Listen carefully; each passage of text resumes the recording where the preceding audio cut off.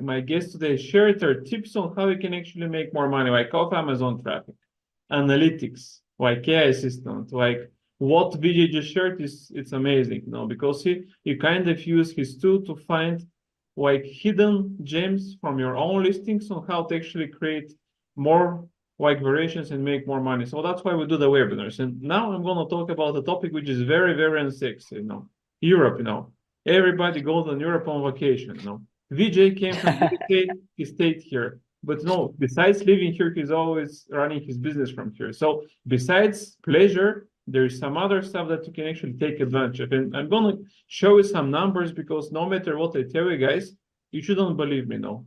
You should believe in what you see, not what people are telling you. So let me share my screen just to let you know why Europe is good, not only for vacation and pleasure, but also for business.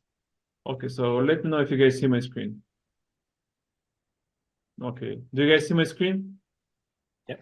Okay, good. So why should you guys care about expanding to Europe? I mean, those of you who don't know their geography, Europe has 750 million population, And the cool thing about that is that 450 million from those are over 18. So those guys are all your potential clients. Another thing that a lot of people don't know is that Amazon Europe has 30 billion like visits. Now that was in 2023. The USA has 50 billion US. So while having 2 times less sellers than the USA, so you guys have like growth potential and you have like 2 times less competitors. One super crazy fact that people don't know is that only 2% of Amazon US sellers are also selling on Pan-EU, which means all the Amazon marketplaces. So 90% of your competitors are not here yet. So if those numbers don't convince you, I don't know what is going to convince you guys. And the other thing that people don't know is that let's say you're doing 1 million in the USA. You're going to be doing probably 3 to 400 thousand in Europe alone. And the good thing is that because Europe is not as competitive, there's like whole niches and categories that you have no competitors, you're going to have higher profit margin. So it's even less revenue, but it's like 30-40% on what you're doing. It's a huge add-on to what you guys are doing right now. Of course, all the big companies like Coca-Cola, Pepsi, whatever, I mean, those guys are global. So you cannot stay in one market, even if it's the USA or the biggest one, and you think that you're going to succeed. You need to grow. The other thing that you should consider is that when you're launching to a new market, you're going to be sourcing more actually from your suppliers. So you're going to actually pay less. And a lot of people are saying that you actually make the profit not when you sell, but when you buy. So that are a few reasons why you should consider. But usually, people don't come to Europe because it's hard. I mean, those guys they speak so many languages. It's all fragmented. But to be honest, there are blockers. I'm not saying that it's easy, but because it's hard, the opportunity is there if you have the right partner. So here are a few of the blockers that you should consider. The first and the most important is having the right product. So if you don't have the right product, you have no point of going to Europe. So this is very important to know. Even if you have an idea, there's tools that you can do to the marketing research, and you can clearly see the opportunity. I'm going to show like a marketing research report that we are doing for our expansion to Europe program. The second part is dealing with VAT, product compliance, fiscal representation, customs and logistics. So those are the so-called compliance blockers. And the last but not the least is the culture and language barrier, or the so-called localization. Because even if you're coming from the USA and you're going to sell in the UK, if your translations are not localized, people are not going to connect, they're not going to buy. So this needs to be done. So those are the blockers. So still, people are not running away. So I guess you guys are interested in what we're going to talk about. So next, what are the problems that we're solving? Because online sellers, they want to expand in Europe because who doesn't want to add like 3-40% like an extra to their revenue? But the thing is, they're struggling with the first step because they don't know how, they don't know where to start, and they don't have the right partner. So I've kind of eliminated the issue with the partners and the steps because I've been selling in Europe for 10 years. I was running the supplement business with 20 brands. So I know from experience that it's hard, but having the right partners and the solutions, you're going to make it work very well for you. So that's what we're doing. We're helping e-com brand owners or partners working in e-commerce brands on Amazon or e-commerce to expand to Europe. And this is our simple solution. So this is what we do. If you have a brand and you're not wondering, okay, I mean, am I ready for Europe? No, can I go there? So it's really simple. You just send us your Amazon store, your website, or your product idea, and my team is gonna do our research. I'm gonna show a sample in a second of where is the opportunity, how much you can make for your competitors, and we can simply tell, okay, here is what you can expect. The second part, what we're gonna do is we're gonna take care of the VAT compliance. A lot of times, let's talk about Amazon because it's probably the easiest to get started with. If you go to Amazon and you would like to sell in Europe, they're gonna tell you, okay, I mean, you need to do the so-called pan-EU package, which requires you to set up multiple VAT. So that's complete bullshit. Don't listen to Amazon. Amazon makes money from the fees that they charge. So they have an incentive to hook you up with the pan-EU because we're going to have storage in multiple locations. We're going to have multiple VATs. But that's a big bureaucracy struggle for any brand owner. So don't do that. To sell in Europe, you just need one VAT. One VAT in Germany, because Germany is the biggest market in Europe, is the second biggest marketplace. Someplace they say it's the third one. And this is going to be your dispatch point Europe. So you have one VAT in Germany, you hold your stock in Amazon FB, and you can sell to all, you can actually sell on all Amazon marketplaces, and you can sell to all the potential customers across the European Union. And we're talking about 450 million users. I'm based in Bulgaria, which is in the eastern part of the EU. I buy from Amazon Germany, and I get the delivery in like 3-4 days. So the market is huge, and you need just one VAT.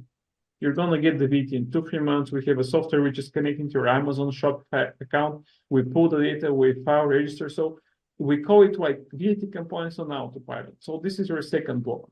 And this is the one thing that you do after the marketing research, because it takes 2 to 3 months. So you need to wait for some time until we have the VAT number issued. And you cannot start selling before you get the VAT. Amazon is not going to allow you to do that, for example.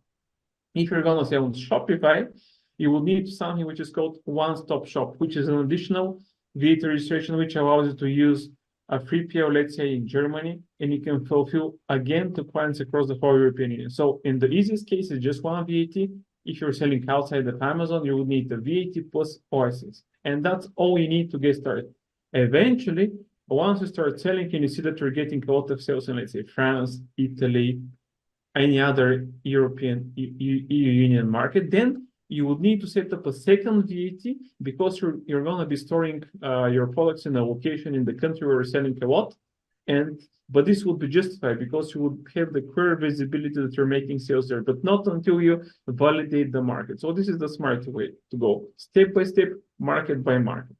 Then the next thing that you need to do before you start selling is you need to do the product compliance check. We have a partner who is going to check your products. They're going to help you import, and they're going to tell you how actually you need to list your description and everything just to be product compliant. And this is very important. It takes like up to like 2-3 weeks the max, sometimes even days for that. So this is the same partner. So those guys are going to be the last one that you talk to before you start selling, few weeks before you get the VAT, because we strongly recommend that you localize, because if you don't have a proper translation, people are not going to buy. I know it from experience because I've used a lot of translation agencies. If our translation was not good, we're making people are just laughing at what we're doing and they're not buying. So that's very important. But having the package, or as I call it, the expansion to the e-blueprint, for kind of solving all that. And at the end, you can either manage your brand. If not, we can recommend partners who can manage on Amazon, omni-channel, multi-channel,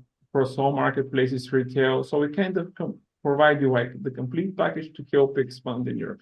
And I'm gonna go show it quickly, like a simple marketing research opportunity report. So this is for a brand selling like remotes with like larger buttons for elderly people or people with like vision like issues, like who cannot see well. So this is what we did for them. You know, our partner did like a research showing what is the buyer demand, what is the competition opportunity, how much is the investment, how much is the revenue potential, like the niche score. To be honest, I'm not sure what software they're using, but you know, they use the software for that. So you can see actually the growth based on the total top keywords for what they're selling, like price, ratings, average monthly revenue. Then you can see the niche overview. You can see the trend. You can see for each month, you know, you can see the market movement. So this is for your specific product. Then you can see the top 3 products in your niche. You can see details, trends, clicks, conversion rate. And here you can see your competitor trends. You can see for your competitors, what is the pricing, like how much they're selling, revenue by ASIN, like reviews, like you have a clear visibility of who you're competing with, and you can actually use the tools of our partners to actually optimize your product before you even expand on the European market. And here is like a clear overview of what you can expect. What revenue, average reviews, search volume, revenue, average per month, or the conversion rate. This is actually very important, like Vijay mentioned, conversion rate. And to be honest, I'm not running an Amazon brand, so I don't know if this is high or not, but 44% looks very good to me. So this shows you clearly that there is an opportunity, and just it's up to you to do the next step. So just to make it easier for you guys, this is how it works. I mean, you need to send us your Amazon store link, website link, or just your product idea, and we're gonna do the research for your brand, and then we're gonna have a call to present and let you know how it works and what are the next steps. But in a few months, you can actually start selling in Europe, and because of that, we're also trying to help you on the funding side, because any of you guys who would like to expand in the area, we're offering over $3,000 in discounts from our partners, from hellotax for the VAT, complete zone for product compliance, our logistics partners, and we also have a funding company in the UK, EU, and the USA if you would like to fund the expansion. And if you have any questions, here is my email. Just message me at mp@hellotax.com, and we're gonna take it from there.